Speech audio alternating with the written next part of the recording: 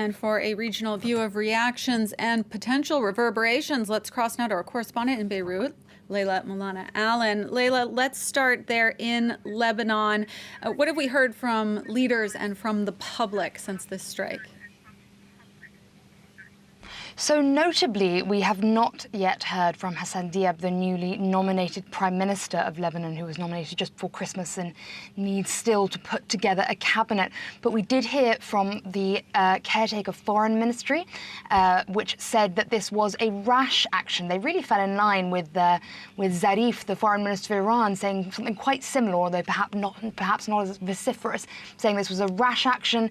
It was a rash action that was an escalation against Iran, and also that it confronted Iraq's sovereignty and shouldn't have taken place.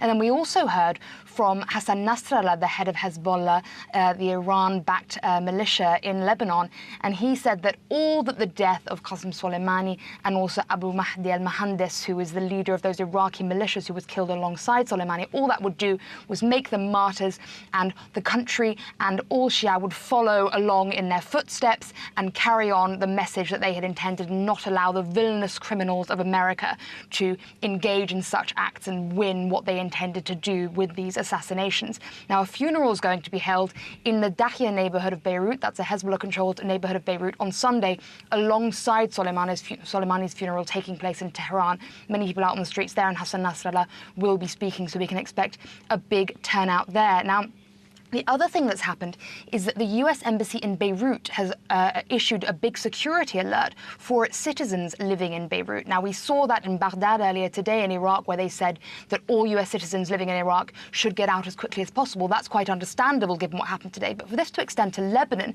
is extremely concerning for the Lebanese authorities, because it does suggest that America expects the hostilities to spill over, and Lebanon really can't do with having even more problems at the moment, facing, as it has, protests for the last 2 months, a huge economic crisis and a political crisis, without a legitimate government at the moment, waiting for this new cabinet. And the problem they face is that ever since the election last year, when Hezbollah did better than anyone expected in the elections, the US ally Israel has been saying to America, you must now treat Lebanon as though it were Hezbollah. And previous leaders in the parliament had said, absolutely, that's not the case. But now this new prime minister who's been elected, Hassan Diab, has been elected just by the half of parliament that is allied to Hezbollah.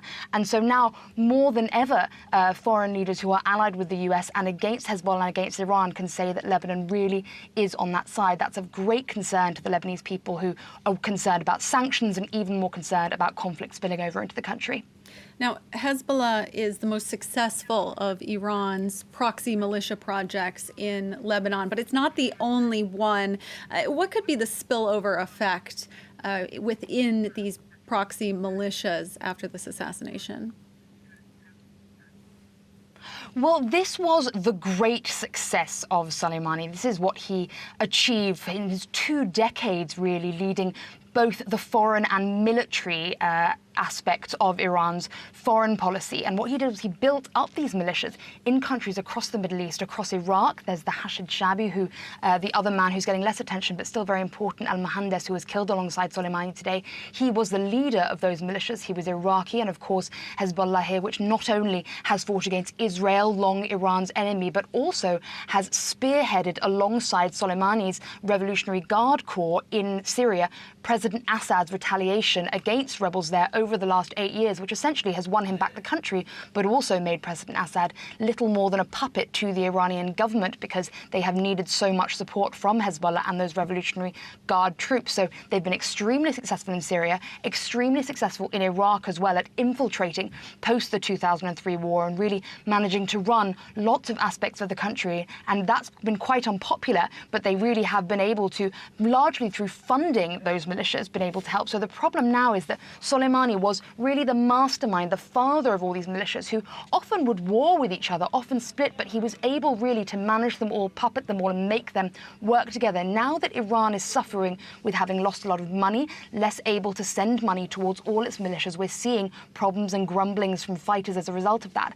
And this dearth of leadership with Soleimani having gone, really a huge struggle facing Iran with its very, very cleverly set up proxy system, and whether they can continue with that is unclear. Layla, let's zoom out a little bit here. Both the U.S. and Iran have influence and interests across the Middle East. Regionally, how do you think that this could tip the power balance?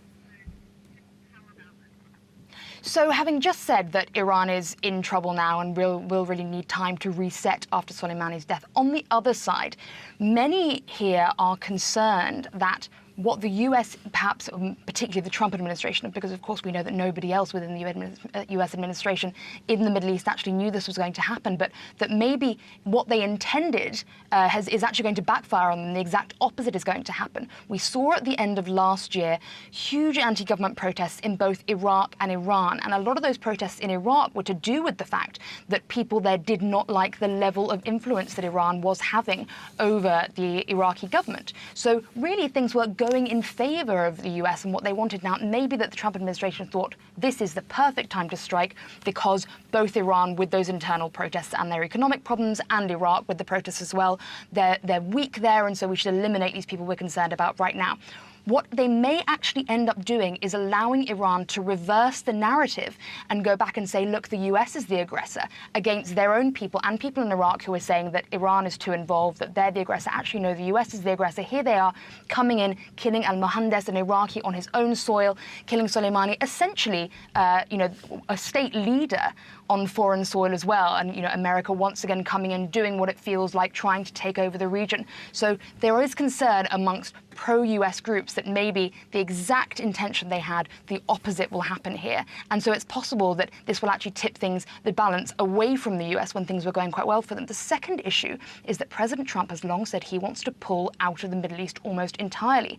If there was anything that his administration could do to destabilize the region, it was this. Soleimani, certainly from the US's point of view, was dangerous, but he was a known commodity and he was known to behave quite calmly. Suddenly now, there may be chaos across the region. There are 5,000 US troops currently left in Iraq. Rather than withdrawing them, already today the US has said they're going to send another 3,500 troops to the Middle East because of this tension with Iran. So again, in terms of both trying to tip the balance of power away from Iran and trying to pull out of the Middle East, if that's really what President Trump wants to do, both of those may backfire on him. France 24's correspondent in Beirut, Molana-Allen, thank you so much for your reporting.